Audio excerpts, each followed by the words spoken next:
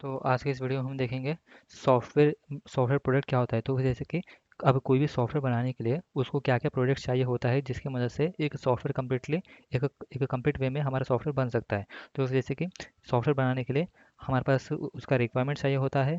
फिर उसके बाद उसका सिस्टम एनालिस्ट मतलब एनालिसिस मतलब जो भी सिस्टम रहेगा वो सिस्टम के हिसाब से जो भी हमारा सॉफ्टवेयर रहेगा वो सॉफ्टवेयर बन पाएगा कि नहीं बन पाएगा वो हम सिस्टम एनालिसिस में जानते हैं। फिर उसके बाद आ जाता है सिस्टम डिज़ाइन मतलब वो सिस्टम के हिसाब से जो भी हमारा सॉफ्टवेयर रहेगा सॉफ्टवेयर बन सकेगा कि नहीं बन सकेगा वो सब हम सिस्टम डिज़ाइन में देखते हैं।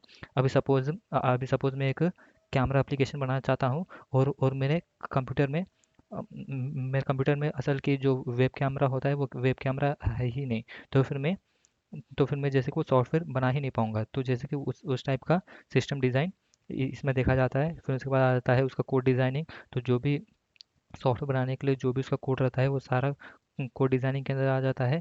फिर उसके बाद जैसे सॉफ्टवेयर बनने के बाद उसको टेस्टिंग भी करना पड़ता है ताकि उसका जो भी सॉफ्टवेयर में बग्स है वो बग्स को हटाया जा सके। तो वो टेस्टिंग पार्ट में आ जाता है। फिर आ जाता है मेंटेनेंस। तो फिर मतलब जो भी सॉफ्टवेयर रहेगा वो सॉफ्टवेयर बनने के बाद उसको प्रॉपरली उसको अपडेट किया जाता है टाइम टू टाइम ताकि वो प्रॉपरली फंक्शन कर सके। तो उसको वो मेंटेनेंस में आता है। और वो मेंटेनेंस में ही जैसे कि एक पार्ट होता है अपडेट का, जैसे कि मैंने कहा था सॉफ्टवेयर को टाइम टू टाइम अपडेट किया जाता है। उसका जो भी बग्स हो गया बग्स को हटाने के लिए या फिर सॉफ्टवेयर को और भी रिलायबल बनाने के लिए और भी स्पीड और भी उसका एफिशिएंसी इंक्रीज करने के लिए टाइम टू टाइम अपडेट किया जाता है। फिर उसके बाद डिप्लॉयमेंट, जैसे कि ये डिप्लॉयमेंट हो गया जो भी हमारा सॉफ्टवेयर बनने के बाद है, उसको मार्केट में बिजनेस एनालिस्ट के द्वारा मार्केट में इंट्रोड्यूस किया जाता है।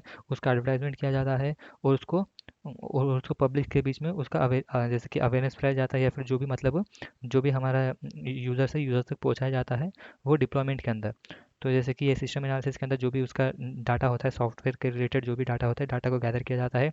उसको उसको समझा जाता है कि वो सॉफ्टवेयर के बेस पे ये वर्क करेगा नहीं करेगा। उसका रिक्वायरमेंट गैदर किया जाता है, ये जैसे कि इसका प्रीवियसली होता है रिक्वायरमेंट। जैसे कि जो भी सॉफ्टवेयर बनेगा सॉफ्टवेयर को बनाने के लिए क्या क्या उसका रिक्वायरमेंट्स होता है, जैसे कि उसका सिस्टम रिक्वायरमेंट्स हो गया या फिर यूज़र्स हो गए, उतने यूज़र्स रहेंगे कि नहीं रहेंगे, उसका जो भी आउटपुट इनकम रहेगा सॉफ्टवेयर बनने के बाद, ये सारा रिक्वायरमेंट्स के अंदर जाना जाता है।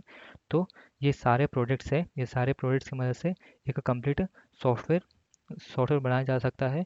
और ये कॉन्सेप्ट बिलोंग करता है सॉफ्टवेयर इंजीनियरिंग से। ओके, तो ये सॉफ्टवेयर इंजीनियरिंग के अंदर ये सारे कॉन्सेप्ट आता है जिसकी मदद से हम एक प्रॉपर प्रॉपर फंक्शनेबल सॉफ्टवेयर हम बना सकते हैं।